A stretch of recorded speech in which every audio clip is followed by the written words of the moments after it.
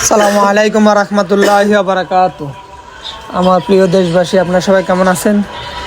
এই যে পুরা দুনিয়াতে একটা আল্লাহ তাআলার যে ভয়াবহতা দেখাইতেছে, আল্লাহ তাআলা যে শক্তি দেখাইতেছে, ঘূর্ণিঝড়, সেটা তো অনেকে প্রতিহত করতে চায়। তো প্রতিহত তো কেউ করতে পারে না। তো আল্লাহ তাআলার দুনিয়া, আল্লাহ তাআলা যেভাবে চালাইবে ওইভাবে চলবে।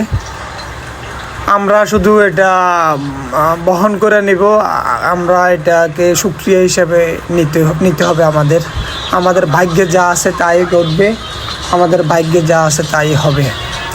তো আমি দেশবাসীদেরকে ধৈর্য সবর করার জন্য আহ্বান করব। আপনারা ধৈর্য সবর করেন, আল্লাহ তাআলা একদিন না একদিন আপনাদের সুফল বয়ে আনবে। একটু কষ্ট হইতেছে আপনাদের, তো আল্লাহ তাআলা এই কষ্টর বিনিময়ে আপনাদেরকে ভালো কিছু দান করবে। দেখেন, গরম ছিল তখনও আমরা সবাই অশান্তি ভোগ করছি। এখন ঝড় তুফান দিয়েছে, এখনও আমরা অশান্তি ভোগ করতেছি। তো এটা আমাদের দুনিয়ায়, আমাদের আল্লাহ তাআলার এই দুনিয়ায় আমরা আল্লাহ তাআলা যেভাবে রাখবে এভাবে থাকবো।